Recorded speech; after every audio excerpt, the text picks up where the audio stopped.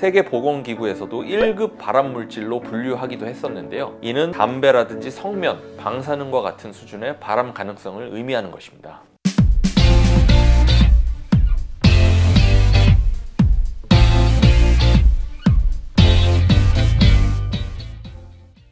안녕하세요. 형인지아니언 이지승 원장입니다. 저는 여러분들의 건강을 책임지고 있는 만큼 평소에도 식습관도 신중하게 관리하는 편인데요. 오늘은 제가 건강을 이유로 절대 먹지 않는 음식 3가지를 알려드려 보겠습니다. 이렇게만 말하면 먹으면 정말 큰일 나는 무슨 악마 같은 음식으로 보일 수도 있겠는데요. 반드시 드셔야 한다면 어떻게 드시는 게 건강하게 섭취할 수 있을지 그 방법까지도 알려드릴 테니까 끝까지 시청해 주세요. 우선 첫 번째로는 라면입니다. 라면은 요리 과정이 간단하고 싸고 맛있다는 강력한 장점을 가진 음식이라 아마 많은 분들이 반발이 클 수 있겠는데요. 인스턴트 라면은 나트륨과 트랜스지방 덩어리거든요. 그래서 위장 건강과 혈관 건강을 해치는 대표적인 음식 중 하나입니다. 나트륨 함량이 한 봉지당 1500에서 2000mg일 정도로 굉장히 고나트륨 식품이죠. 그래서 과다 섭취할 경우에는 고혈압, 심혈관 질환이 생길 가능성이 높고요. 또 체내 수분 저류로 인해서 부종이 생기거나 신장 건강이 악화될 수도 있습니다. 또 라면 면발은 정제된 탄수화물이잖아요. 과다하게 섭취할 경우에는 지방이 축적되고 비만을 유발할 수 있습니다.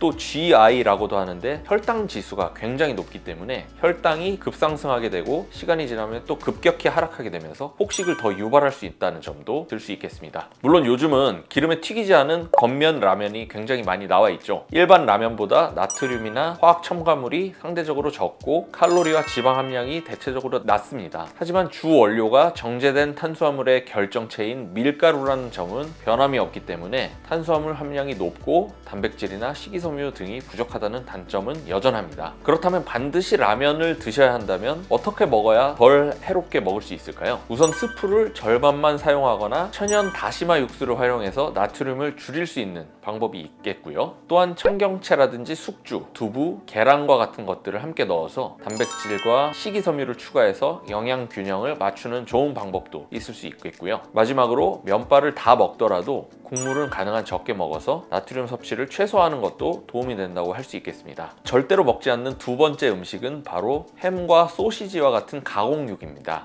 가공육은 WHO 세계보건기구에서도 1급 발암물질로 분류하기도 했었는데요. 이는 담배라든지 성면, 방사능과 같은 수준의 발암 가능성을 의미하는 것입니다. 그 이유는 가공육에는 질산나트륨, 아질산염과 같은 방부제가 다량 포함되어 있기 때문인데요. 이는 우리 몸에서 장 건강이나 면역 체계를 해치기 때문에 대장암이라든지 위암 발생률을 높일 수 있습니다. 또 가공육이 해로운 이유는 맛이나 보존성을 높이기 위해서 나트륨이 다량 함유되어 있기 때문입니다. 햄 100g으로 보면 나트륨이 거의 1000mg 이상 들어간 제품이 상당히 많은데요. 고혈압이나 심혈관 질환의 위험을 증가시킬 수 있습니다. 또 가공육이 육류라서 단백질이 많이 들어있을 거라 많이들 생각하시는데요. 순수한 고기에 비하면 단백질 함량이 낮고 정제 탄수화물이나 지방 비율이 상대적으로 너무 높습니다. 그렇기 때문에 단백질 공급원으로 섭취하시는 분들은 가공육 대신에 닭가슴살이나 생선, 두부와 같은 건강한 단백질 섭취를 하시기를 추천드리겠습니다. 가공육은 이미 조리되어 있다는 점에서 또 보관이나 섭취가 편하다는 장점도 있는데요. 가공육을 굳이 먹어야 한다면 다음과 같이 드시기를 추천드립니다. 첫 번째로는 무첨가 제품을 선택하시는 겁니다. 질산나트륨이나 아질산염이 들어가지 않은 유기농 가공육이 좋은 선택이 되겠고요.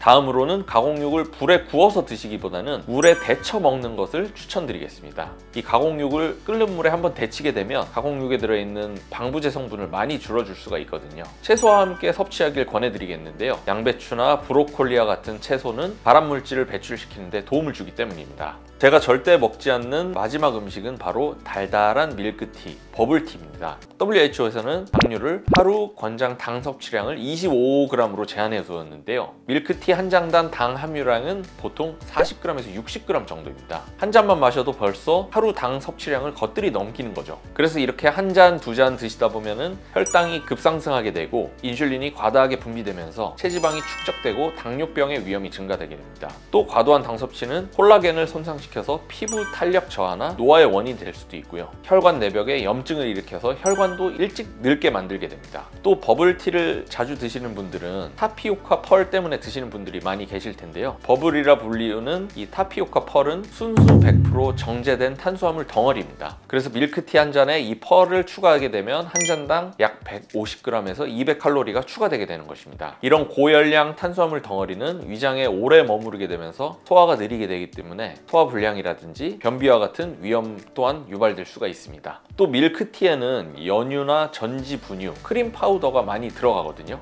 비만의 가장 큰 적인 포화지방 함량이 매우 높습니다. 하지만 단게 유난히 땡겨서 밀크티 한 잔을 꼭 먹어야 한다면 어떻게 해야 될까요? 밀크티 전문점에 가보시면은 대부분 당도를 조절할 수가 있는데요. 당도를 30% 이하로 주문하신다면 혈당이 급격히 오르는 것을 그나마 막을 수 있을 겁니다. 또 그냥 우유 대신에 두유라든지 무가당 우유를 선택하는 것도 하나의 방법이고요. 타피오카 펄을 넣지 마시거나 꼭 넣어야 한다면 알로에라든지 치아씨드로 대체해서 추가하시는 것을 추천드립니다. 오늘은 제가 절대 먹지 않는 우리 몸에서 염증을 유발할 수 있는 대표적 음식 3가지를 말씀드렸는데요. 당신이 먹는 것이 곧 당신이다 라는 격언이 있죠. 내 몸을 사랑하고 아껴주는 방법에 좋은 음식을 섭취하는 것만한 것도 없는 것 같습니다. 건강한 음식 섭취로 자신을 좀 더 가꾸시고 아껴주시는 오늘이 되길 바라겠습니다. 오늘 준비한 영상은 여기까지고요. 시청해주셔서 감사합니다.